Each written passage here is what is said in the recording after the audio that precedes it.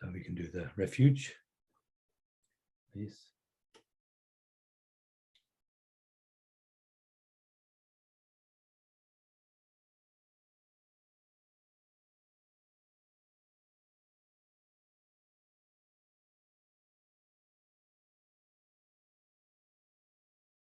I go for refuge until I'm enlightened to the Buddha, the Dharma, the Supreme Assembly. By my merits from giving and other perfections, may I become a Buddha to benefit all sentient beings. I go for refuge until I'm enlightened to the Buddha, the Dharma, the Supreme Assembly. By my merits from giving and other perfections, may I become a Buddha to benefit all sentient beings. I go for refuge until I'm enlightened to the Buddha, the Dharma, and the Supreme Assembly. By my merits from giving and other perfections, may I become a Buddha to benefit all sentient beings.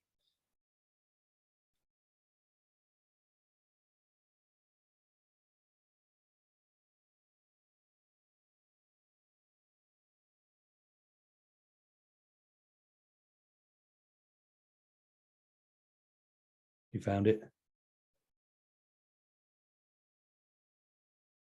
Thanks. The foundation of all good qualities is the kind and perfect Guru. Correctly following the Guru is the root of the path. By my clearly seeing this and applying great effort, please bless me to rely upon the Guru with great respect. When I have discovered that the precious freedom of this rebirth is found only once, it is extremely difficult to find again and is greatly meaningful. Please bless me to unceasingly generate the mind, taking its essence day and night. This body and life are changing like a water bubble. Remember how quickly they perish and death comes. After death, just like a shadow follows the body, the results of negative and positive karma follow. When I have found definite conviction in this, please bless me always to be conscientious in abandoning even the slightest collections of shortcomings and in accomplishing all virtuous deeds.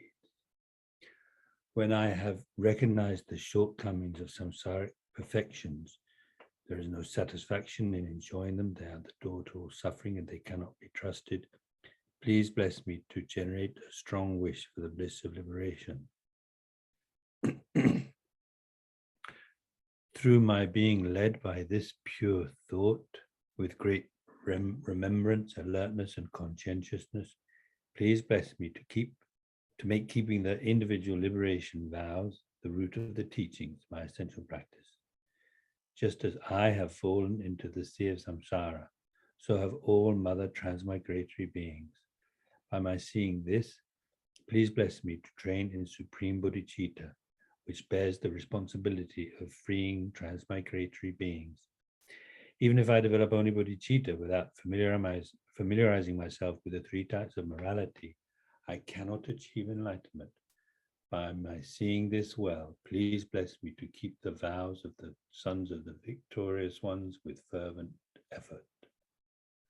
By my having pacified distraction to wrong objects and correctly analyzed the meaning of reality, please bless me to quickly generate within my mind stream the unified path of calm abiding and special insight. When I have become a suitable vessel by training in the common path, please bless me to immediately enter the holy gateway of the fortunate beings, the supreme of all vehicles, the Vajrayana. At that time, the basis of accomplishing the true attainments is keeping my vows and samayas purely. When I have gained effortless conviction in this, please bless me to protect them even at the cost of my life. Then when I have realized exactly the vital points of the two stages, the essence of the tantric sets, and I'm enjoying the yoga of 4 sessions with effort, without being distracted by non-meditation objects, please bless me to accomplish these according to the teachings of the holy beings. Thus may the virtuous friends who reveal the noble path and the spiritual practitioners who correctly accomplish it have long lives. Please bless me to pacify completely the collections of outer and inner obstacles. In all my lives, never separated from perfect gurus, may I enjoy the magnificent Dharma, and by completing the qualities of the crowns and paths, may I quickly attain the state of Vajradhara. Okay, that's good.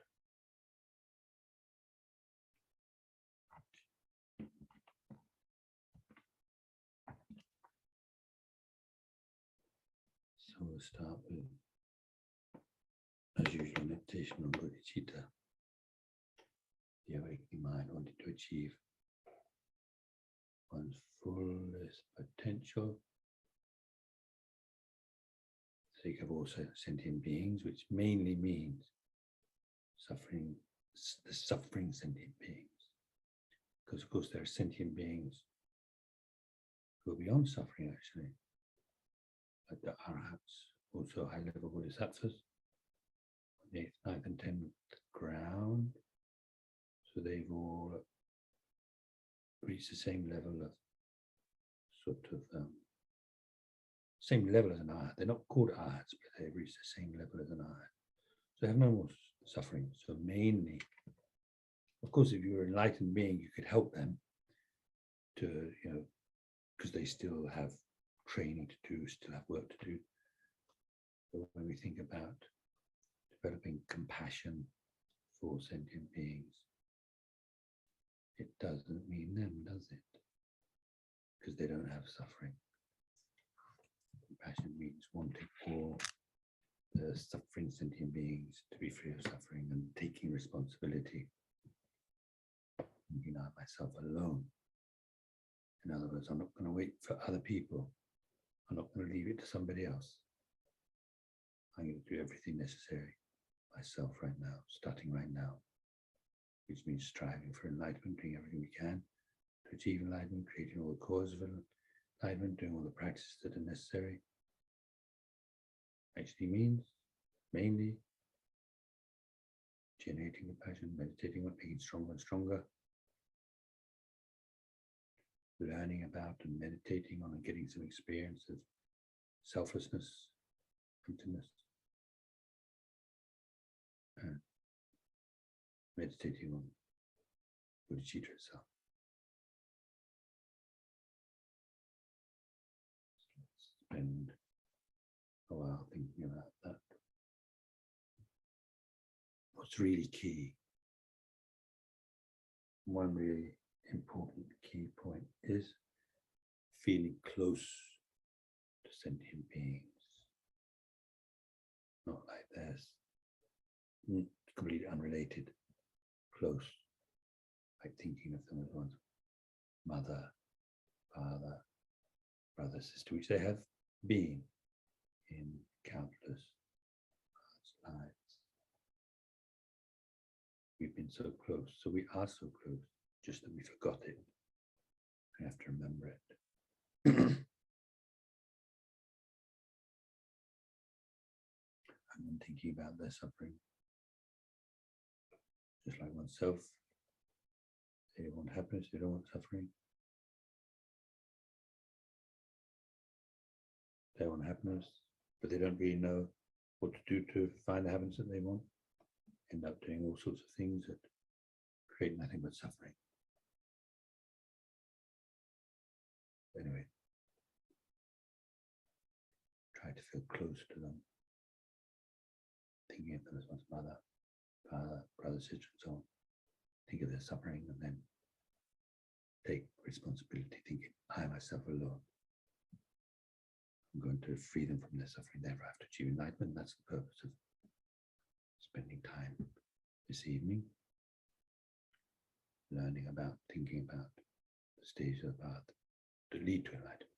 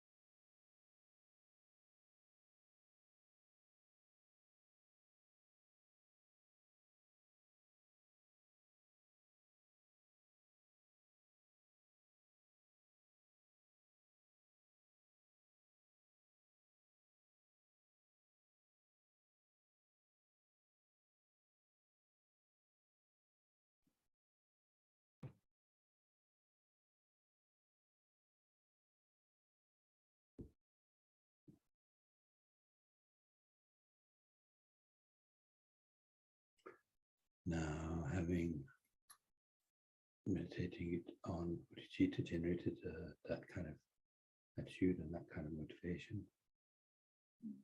If we spend a while meditating on the nature of the mind, meditating on pure mind, in order to make our mind more efficient, actually, just better at meditating. But also, His Holiness Dalai Lama, I've heard say, meditating on nature of the mind, meditating on the mind, being clear and knowing. This is similar in a way to meditating on emptiness. So I have to think about what he meant by that. Anyway, it's quite profound. And I thought I would suggest, so, we talk about meditating on pure mind, meditating on the mental consciousness, not the sense consciousness, is not being involved in the sense objects and the perceptions of those sense objects, just the mental consciousness, which is the one that thinks and experiences sometimes destructive emotions, sometimes very positive emotions. Clear knowing, clarity like a mirror that can reflect anything. So anything that we know by the mind. So one way to do the meditation it would be just to think what I'm meditating on. Clear knowing, but what is that? That's mind. So the mind, you're focusing your attention on the mind which is meditating. There could be various distracting thoughts that come up. So the mind in which those thoughts occur, that's what you're meditating. Just that. Sometimes you get distracted, just bring it back. Don't worry about it, it's normal. Just bring it back. Meditating on the mind, which is meditating. Sounds like maybe impossible, like a finger trying to point at itself. You can use a finger for pointing at anything, but you can't point. The finger can't point at itself. But anyway, we can do this. We're sitting here, we're meditating. What are we meditating on? Our mind. What's our mind doing? Meditating. Maybe I just made it more complicated. I don't know. Then maybe we'll do that. Try that.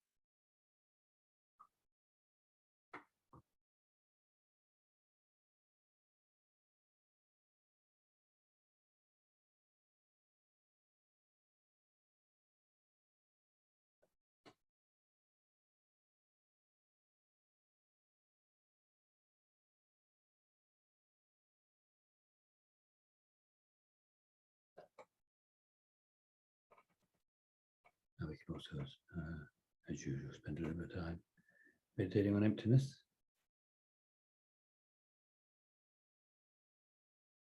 So, like his owner explains, keeping it quite straightforward, quite simple. Whenever we think I, we have the sense of an I that's in control of our body and mind, like the owner of our body and mind. Think my body, my mind. But when we look for that I that appears to us, that seems to be the owner of our body and our mind, can't find it. Look for it in the body, can't find it. Look for it in the mind, can't find it. So let's spend some time looking for it then, to find that out for ourselves.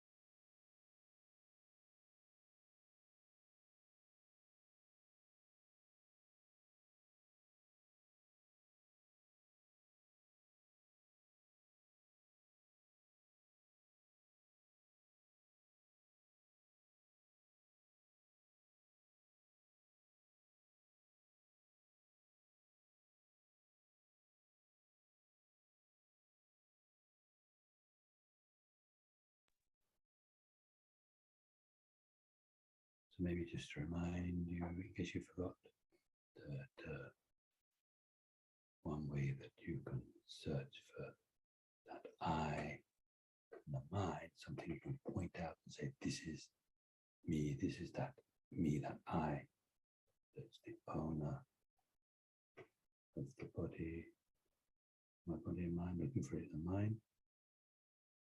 It must be that it can't be the past mind because that's already gone. It can't be the future mind because that's not there yet. It must be the present mind. Then you're looking for the present mind that you can point out. Say, that's it.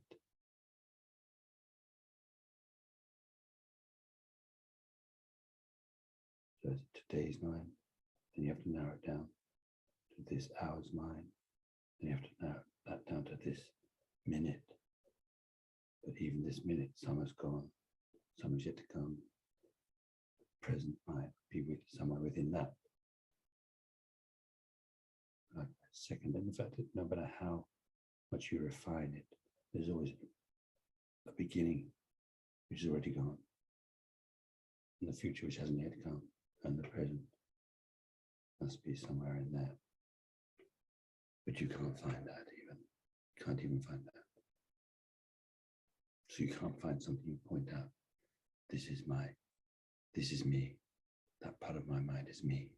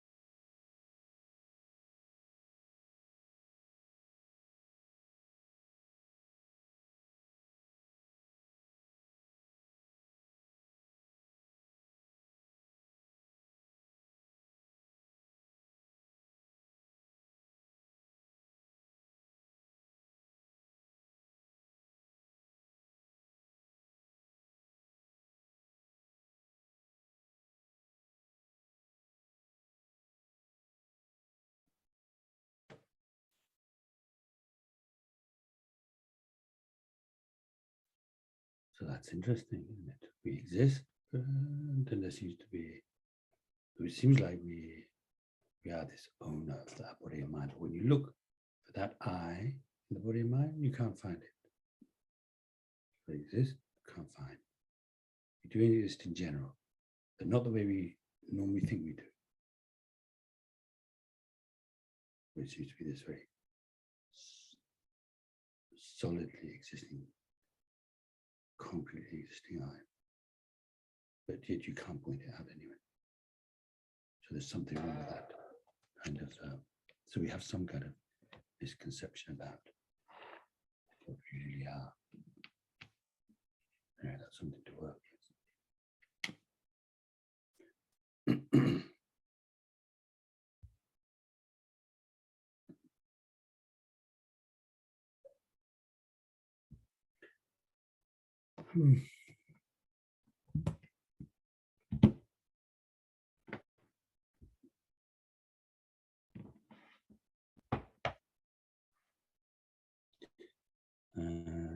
Okay, we'll carry on. So these are, we're looking at these practices, the practice of the, but they usually called just traditionally the 7 limbs, seven puja, 7 branch puja practice. So anyway, where we got to, so they're all for purifying and creating merit. Basically, it comes down to that. You'll see Lama Tsongkhap says, sort of adds to that a little bit, but that's basically what it's all about: purifying to get rid of hindrances to your practice and to your development, and creating merit so that you have all the supporting conditions you need for your practice. So where we got to was anyway, so do you know, by looking at the index where this part is, anyway, it's the chapter, what is it again? The 5th chapter meditation session. So we're a few pages into that.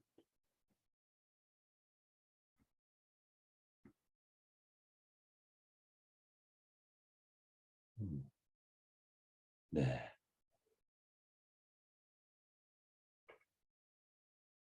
So after the that's funny.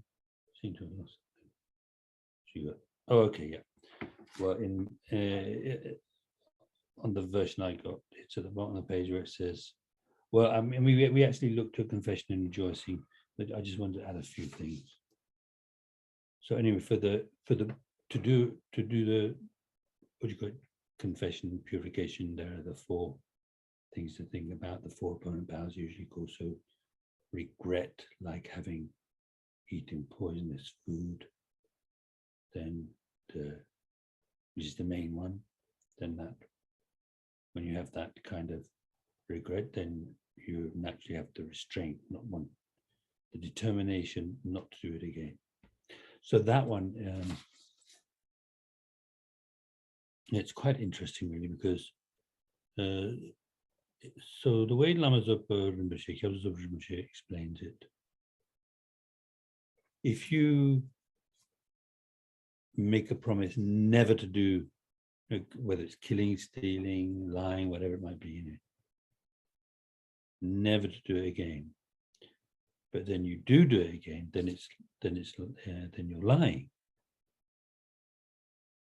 Then when His Holiness, so anyway, what he advises therefore is to make a decision not to do that action for as long as you're sure you'd be able to keep the promise, right?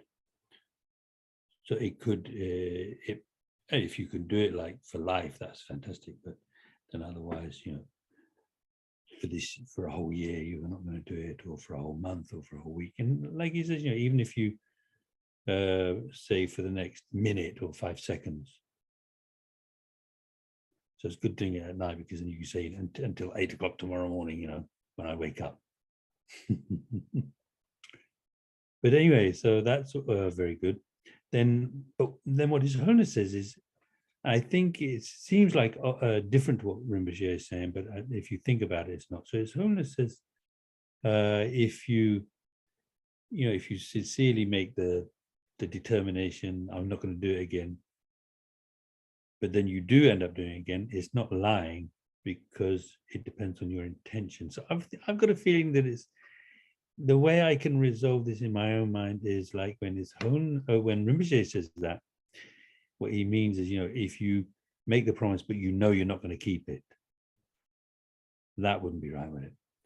So His Holiness is saying it's like, so you make a promise, but you can't keep it for some reason or another, not because you never intended to in the first place, and not because, maybe later on you decide, oh, well, that was a mistake, I shouldn't have made that promise, so I'm just going to go carry on and do this and that, kind of reckless action anyway. Then that would be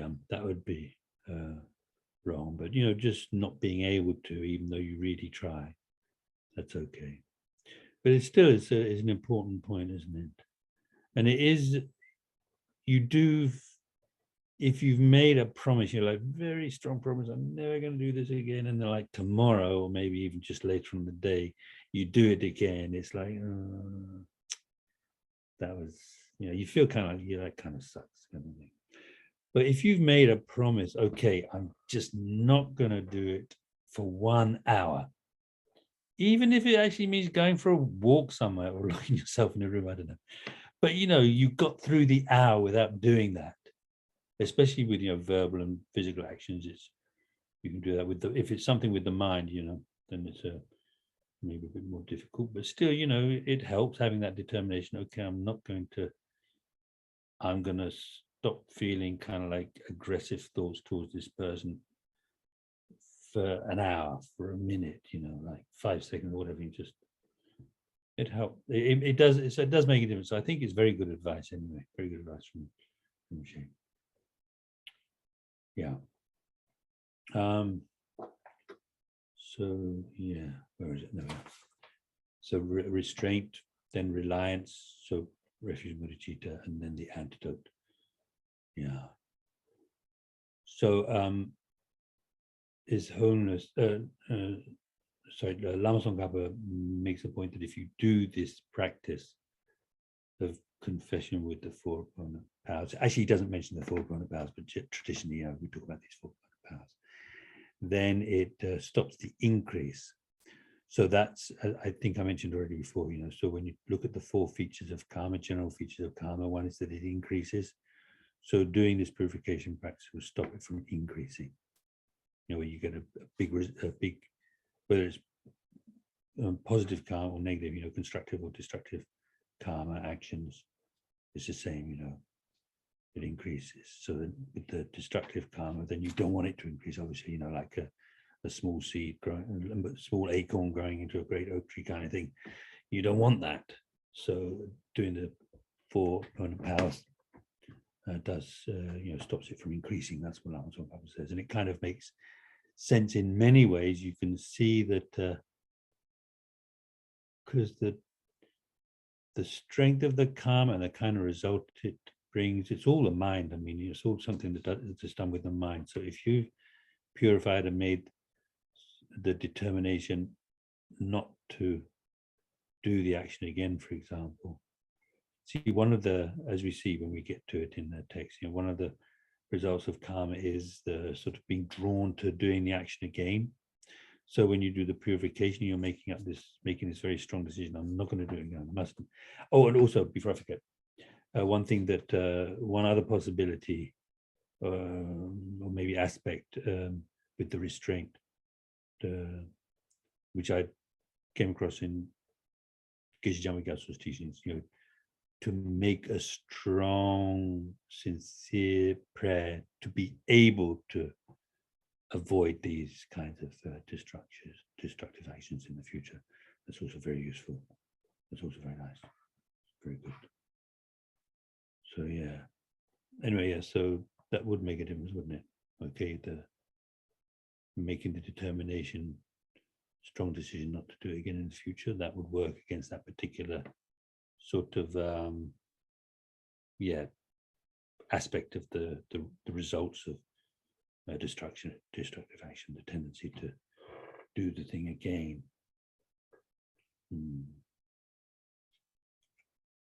And then for the remedy, anyway, I think I mentioned it can be any sort of positive, constructive, kind of wholesome action. It can be anything. And any kind of meditation, like on loving kindness and again, bodhicitta, going for refuge and so on, they all work. But there are particular practices that are particularly aimed at purifying. There are certain very powerful mantras. There's the Gunrig mantra, which Jarimshi says is very powerful for purifying. Of course, there's Vajrasattva, and the Vajrasattva 100-syllable mantra. Actually, one thing that my teacher, Ginte Jok, said about this, he said, personally, he couldn't see it made much difference between reciting Vajrasattva and reciting the Om Mani Padme Hum mantra.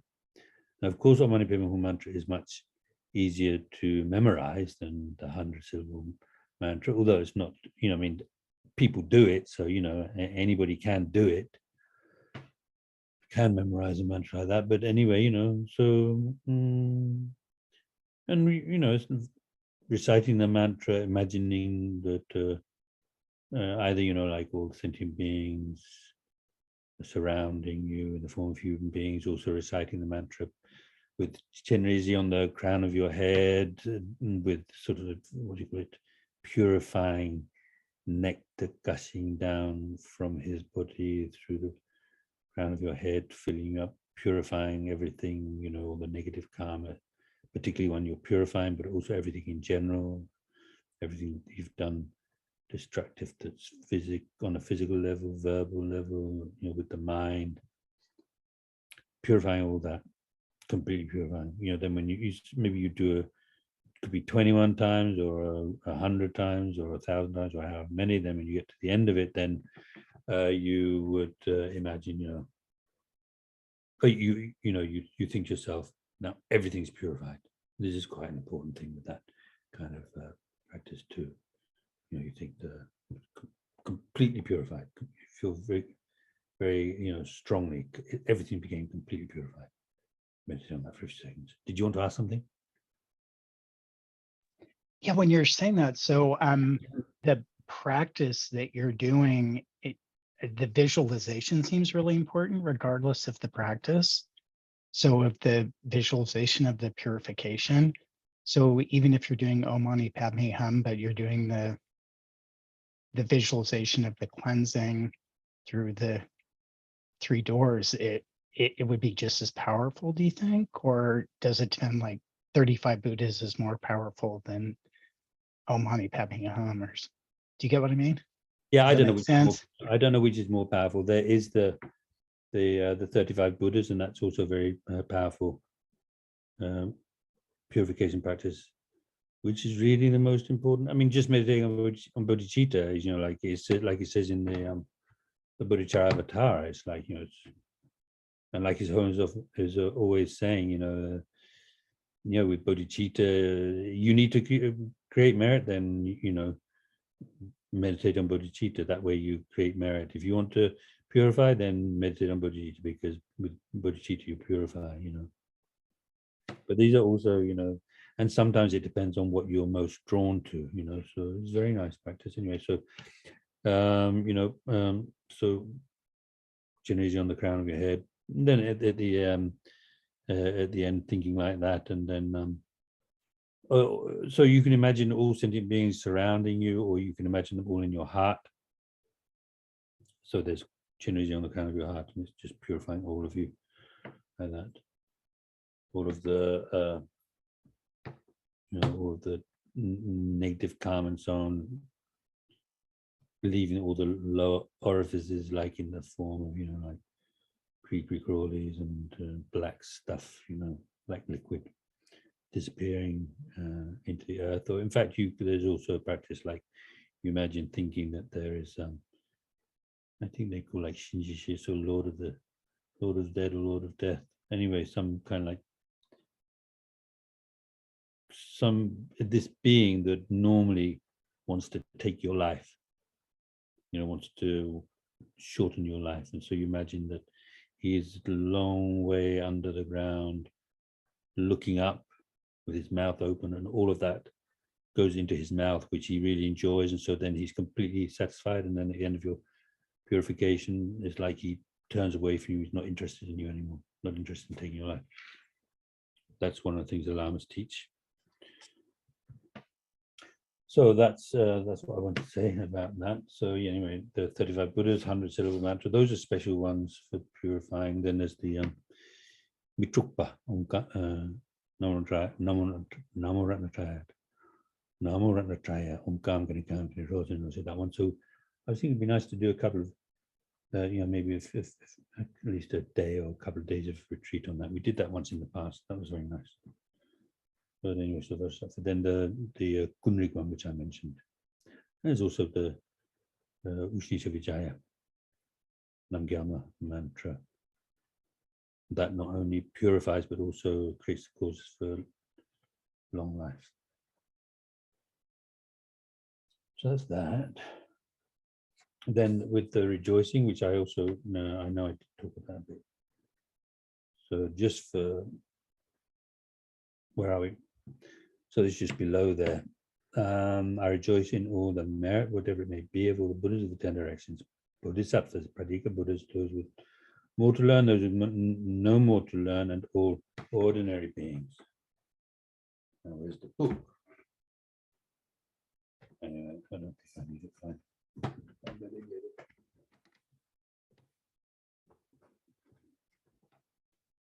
Excuse me, all the huffing and puffing. Yes, so I mean, he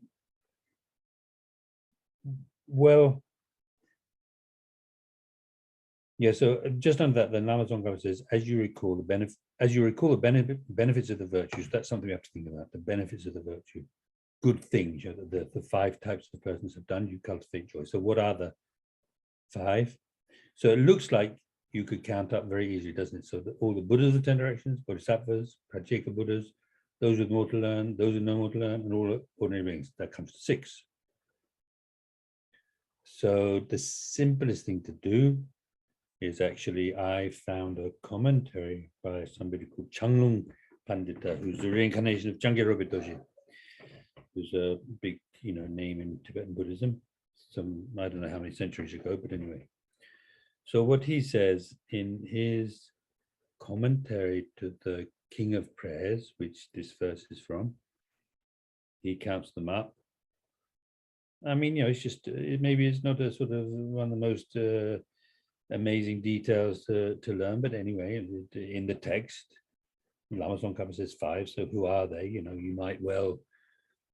You might be the kind of person that doesn't ask questions. So then maybe it's not so interesting, but you might be the kind of person that asks questions. So Lama Tsongkhapa says these 5 types of persons. So who are they? So he says the Buddhas, this is Changlung Pandita. The Buddhas, Bodhisattvas, Pratika Buddhas. Now then it gets, this is, I think, those with more to learn and those with no more to learn.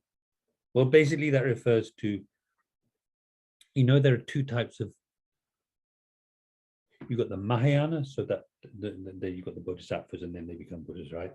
Then you have on the other side, those who are following the path to their own personal liberation. So actually there are 2 tracks, I suppose you could say. There's the Pratika Buddhas. They practice for much longer, and it takes much longer for them to achieve their liberation for various reasons. Then after that, you have the Shravakas, which are also in English referred to as the hearers. So that where it says, what does it say? Those with more to learn and those with no more to learn, it refers to the hearer sangha. That's what he says in that text, hearer sangha. And when he says sangha, we can be sure that what he means is not just sangha like the monks and nuns that you see hanging around the Land of Medicine Buddha. It doesn't have to be somebody in robes.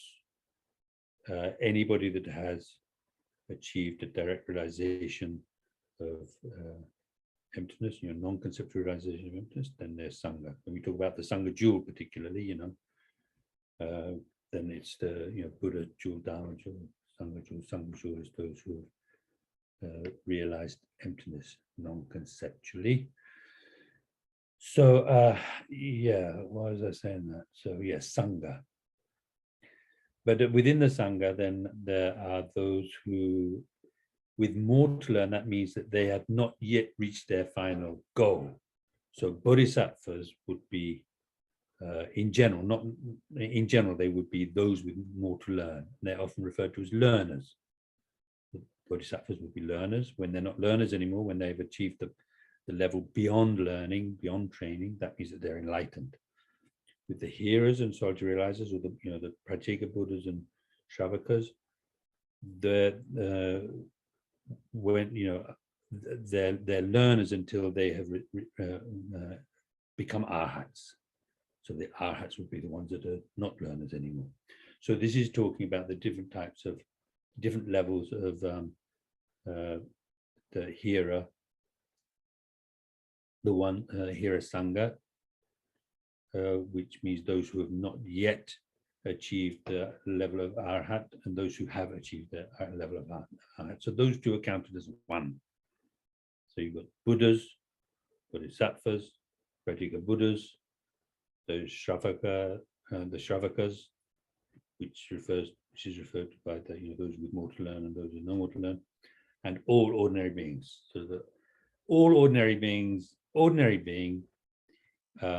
here it could have different meanings, but here it makes sense. In fact, let's see what if he said ordinary beings. What Changlong Pandita says is ordinary transmagic beings. So ordinary. Oh yeah, okay. So it says.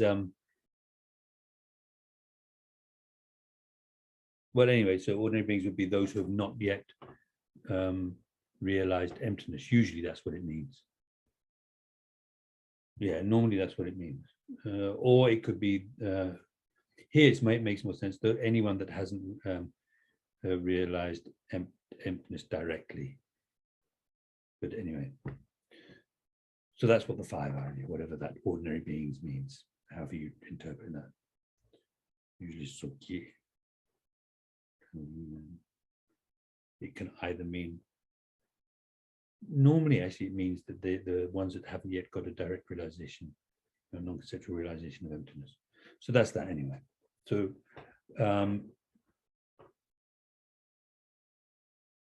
when Lama Tsongkhapa says, as you recall the benefits of the virtue of the five types of persons. So you've got those five types of beings. Their virtues will be the good things they do. What's the kind of thing that a Buddha does? What are the good things, positive things that the enlightened beings do? Do they do anything? They're famous for turning the wheel of Dharma, aren't they? So like checking Buddha coming into the world and teaching, and then the teachings are still there, and so many people benefit from them. So that would be the benefits of what Buddha Shakyamuni did was like everything we have at the moment, and like all over the world, different forms that Buddhism has taken on. So all that, then bodhisattvas. So if you really want to know, then again just think about the six perfections, the practice of six perfections, and especially if you read about it in the great, the Lamrim Chenmo, the great expedition stage of path, it's pretty amazing. Certainly their practice of generosity, when they become Aryas, which means they have this, non-conceptual realization of emptiness, they're able to give parts of their body and, like without hardly noticing, it's very easy. At the moment, we can't do that. But at that level, you can. If it's necessary, you can do that. Which is amazing, actually, because that means, so what they usually say is, like even your physical body, you need to be able to give away, but only when the time is right. And that seems to have two meanings, really. When it means when you're able, and also when there's actually some purpose served. And yet I know of one monk from Serra. I mean, you can't say, but he seems, well, anyway, he gave a kidney away.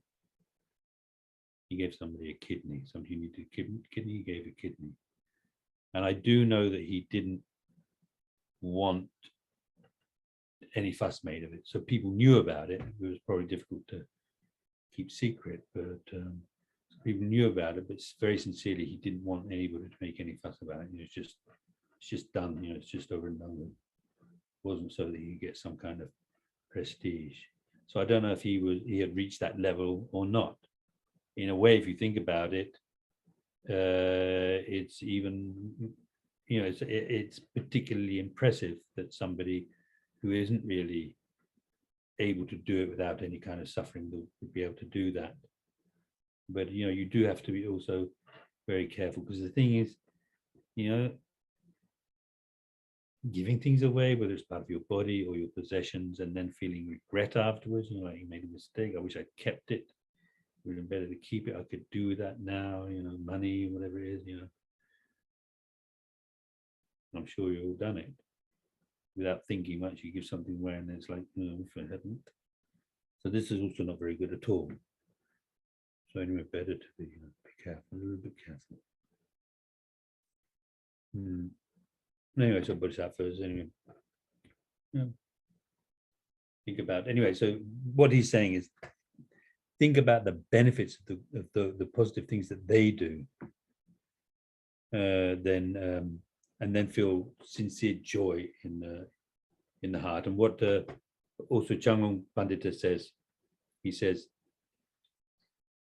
meditate with joy deep in your heart, like a pauper finding treasure. So in other words, as you think about the various things, it depends how long you're going to spend on it. It's not really that helpful to just go blah, blah, blah, say the words. It's good to actually think about it. Lama Tsongkhapa says that further down. So thinking about what they've done, and then, well, maybe go back to what Lama Zopa says when he talks about, rejoicing by, going for maybe one whole round of on your rosary, thinking how wonderful it is, how wonderful it is. So thinking about what they've done, and just, when it says rejoice, it's not just like saying, oh, I rejoice, like some people say. It means really feeling it in the heart. You don't even have to say it. Of course, you don't have to use a rosary, but it's just a question of the more times you do it, then the more merit you create.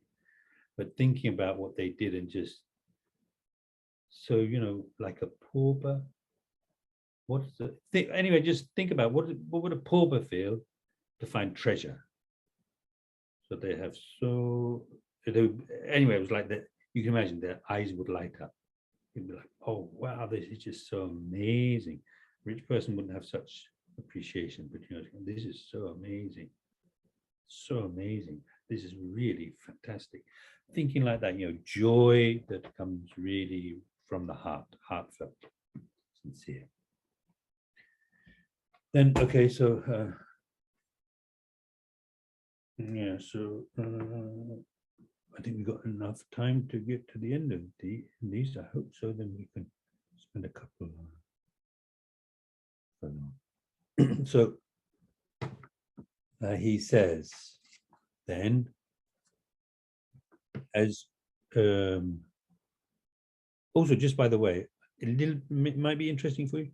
What I just looked at the very, the couple of sentences that came after his commentary to this practice. He mentions that it's aimed at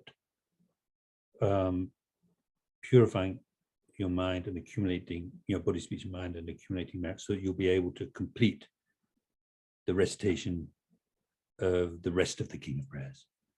So that's why it's there. So so then requesting to turn the wheel of Dharma is set forth in this stanza. I implore all the protectors, lights of the world in the 10 directions, so Buddhas who have reached Buddhahood, which is without attachment, to turn the wheel of the teaching. I thought there was something else there.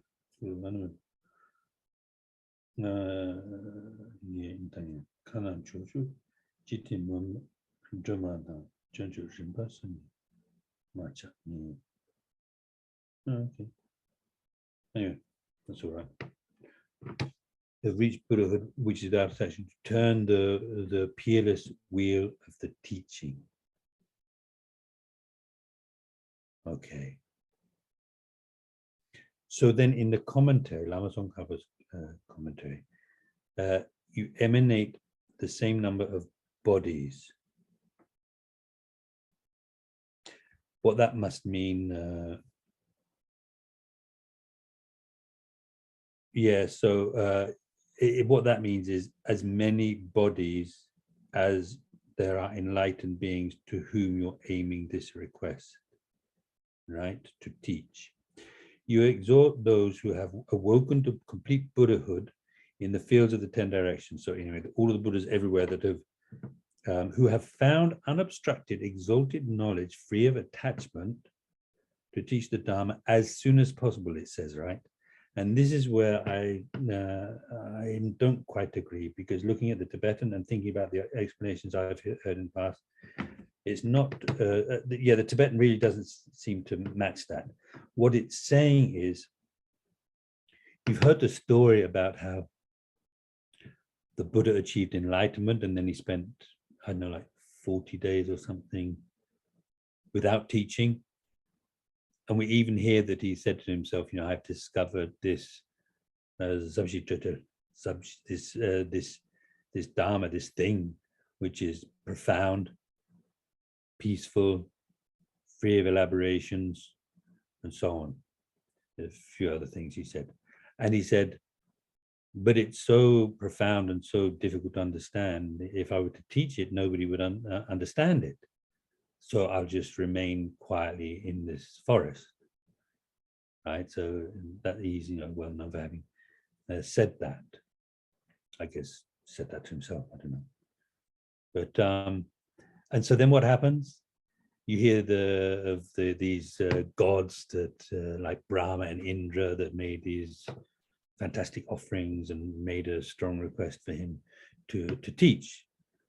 And once, you know, so they persuaded him to teach, and then he went off towards Varanasi and he found that group of 5 disciples that he'd practiced with previously, and they thought that he was a bit kind of like he'd become a little bit corrupt because he'd started eating and all that, and they decided amongst themselves when they saw him coming that they weren't going to they weren't going to show him signs of respect that they would normally have done in the past, because he was like their leader really. But as he approached, they just couldn't help it. They stood up and made a seat for him, and he sat down, and he gradually started teaching the Four Noble Truths. So that's what this is talking about. Those who have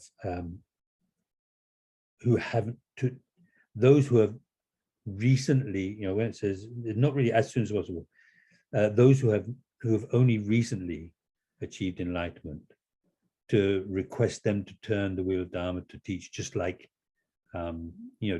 just like as if we were Brahma and Indra, these great gods requesting Buddha Shakyamuni. So they're, you know, it has that kind of that's what it means.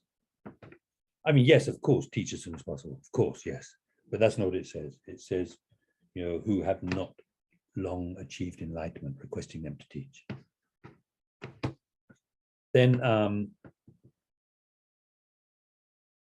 yeah, okay. Then the next one, it says supplication.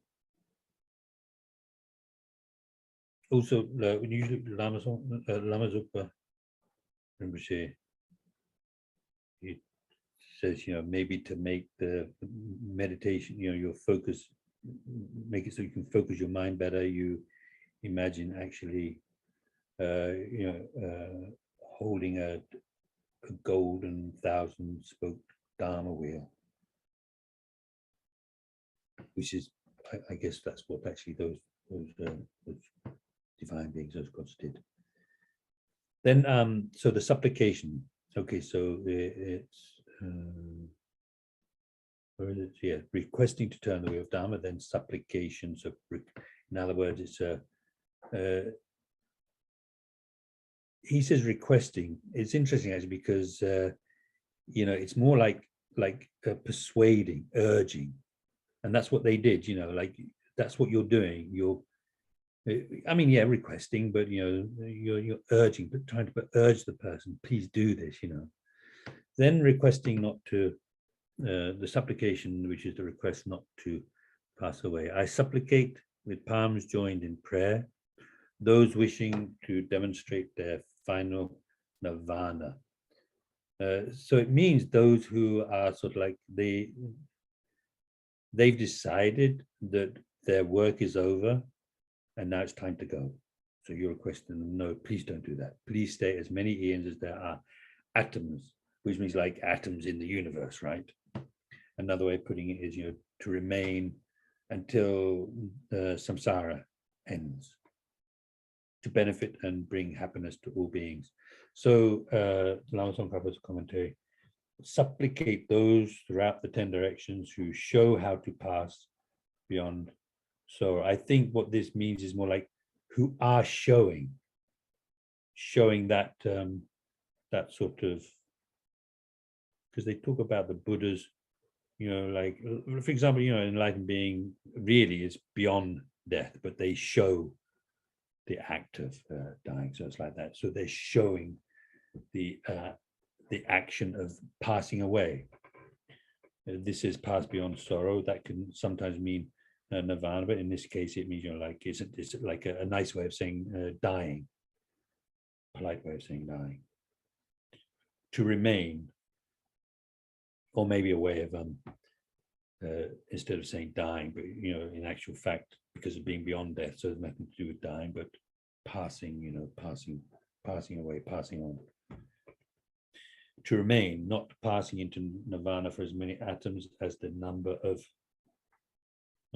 fine dust particles, anyway, atoms, whatever, electrons, I don't know, tiniest particles, smallest there is, as there are in the universe, in order to bring about the benefit and happiness of sentient beings. So obviously the point is, no, you know, just don't die and then everything's going to be okay. Don't pass away and everything's going to be okay. But, you know, don't pass away because we want you to stay and carry on guiding us, teaching, leading, you know. But also, you know, if you look at these words and think about it, it's like you're, because we're used to thinking of this being aimed at our own teachers, almost like uniquely, but here it's like, you know, all over the universe, there are these beings who have achieved enlightenment, Buddhas who have achieved enlightenment, and they're not teaching yet. So you're asking them to teach. You know, I mean, it could be in a world, you know, a billion universes away. So it's not, if they do teach, you're not going to be going there, right? But still, you know, you're asking to teach for the sake of the sentient beings in that world where they are. And likewise for, you know, the request to teach, and also the request to remain. Then the limb of dedication is set forth in the stanza. So this is the 7th one in this stanza, this verse. Oops. Yeah, okay, that's not that important. Just a note I made, which is this verse is sometimes recited as a very, very, very, very short version of the 7 in prayer because it mentions all 7. But I think for me, it would be going a little bit too fast. I think I probably need at least a line. But the point is, you know, for somebody who doesn't want a lot of words and just would rather do the practice and the meditation, this is just right, really. So whatever little merit I've accumulated by prostrating. So if you haven't done those previous, I don't know how many verses were, 10, 12 verses, you know, maybe you don't feel like doing all those words. You don't like reciting all the words. you'd rather do the meditation, maybe like I was just saying. So prostrating. So then, you pause for a moment and do the meditation, the practice for prostrating. You might even get up and do a few prostrations. You might just sit there and do it, offering. You get the idea, right? So you can just pause and for as long as you need to be able to feel that you really did it, I mean, of course, you could spend all of these, you could spend like a day, you could spend an hour, you could spend a day, on each one of them. If you were the Lama Zopa Rinpoche, then, you would spend probably, it could be hours on each one, especially prostrating, offering, especially offering, very extensive offering Rinpoche does. So then, so offering, confessing. So just, you say confessing, and you think about the 4 opponent powers.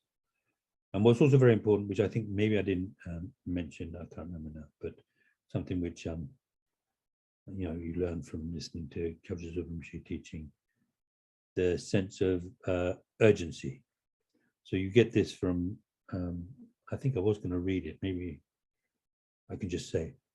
So, in the little booklets and so forth that you get about the 35 Buddhas, the Buddha, prostration to 35 Buddhas, they have a little passage about a page long as an introductory motivations, especially for doing the 35 Buddhas purification, but it can be adapted to any purification. And basically he talks about, so I have this precious human life, which is so, so powerful, which I can do so much, but it's not going to last for long. And I've done all these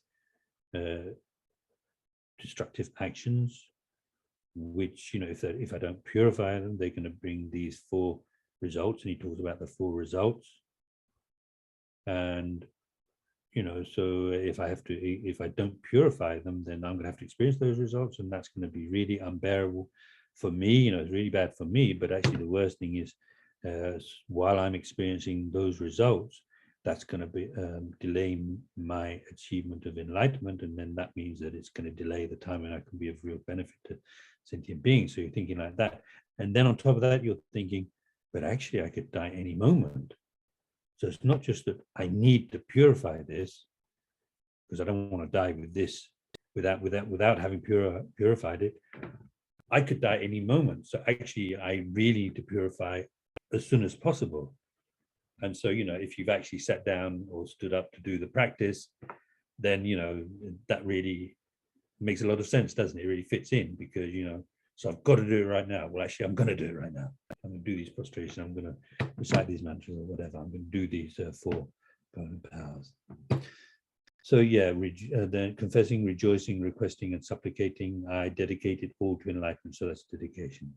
So all that merit. So while you're reciting the verse, you do the 7 practices, and at the end, the 7th one will be actually dedicating all of that to enlightenment.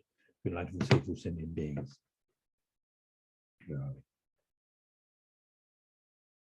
Couple of minutes. Let's see. We can at least read to the end, and I think that'll be okay.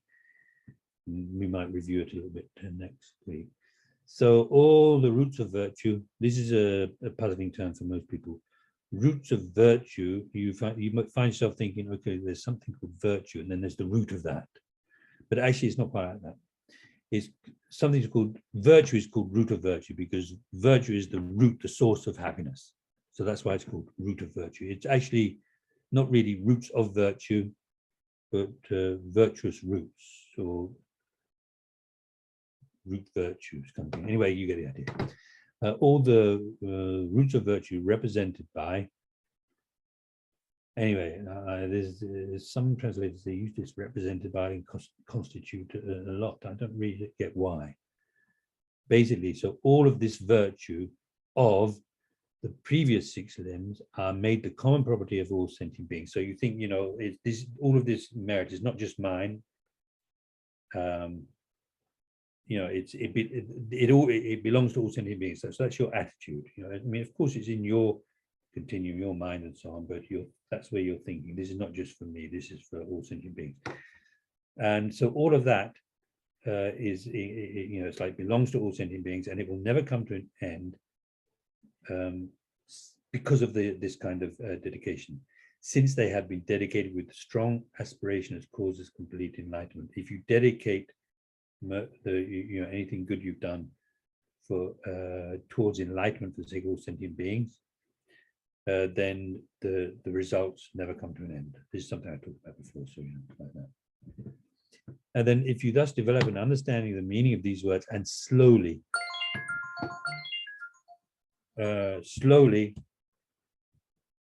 is more to do, you know, slowly, but like taking your time, not rushing. That's the point. When it says slowly, it means, you know, don't rush.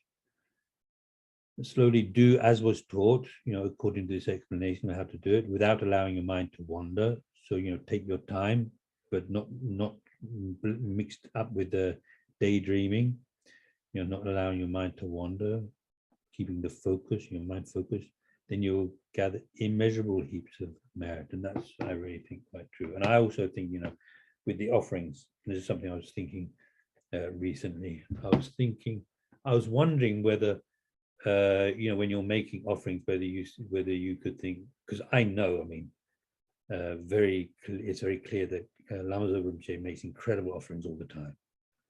So I was wondering if we can do, you know, I also offer that. I'm not quite sure about that, but I know one thing you can do, which is, you know, maybe as part of the rejoicing practice, maybe as part of the offering practice, just think about the incredible offerings that he does. But of course, if he does it that we know of, for sure, all of the of our gurus do that.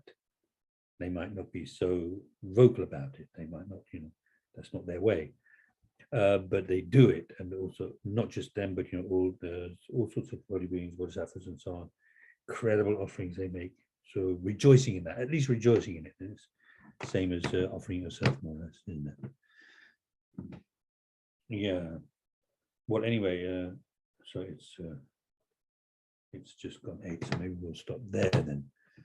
So yeah, so then the next couple of paragraphs talk about how some of them are more for purifying, some are for accumulating, and so forth. So we'll look at that and then go on to what to do during the actual meditation session. There's some advice on how to meditate. And then it comes back to the first topic that we looked at, which is the way to relate to the guru. So we'll stop there. So if we dedicate all of this to the lasting happiness of all sentient beings, true, you know, like pure, unadulterated, uncontaminated, lasting happiness. Happiness that has no side effects. And, you know, to be for really, you know, okay, so to dedicate all of that and, you know, all of the virtue of the past, present, future of oneself and others for all sentient beings who don't yet have bodhicitta, and those who already have it, for it never to decline, but always get stronger and stronger. This is what we really need. This is what all of us really need. This is what all sentient beings need. So dedicating for that. If you want all sentient beings to be happy, then, you know, what you want to give them, what you want them to have, what you want to guide them towards is bodhicitta, the awakening mind.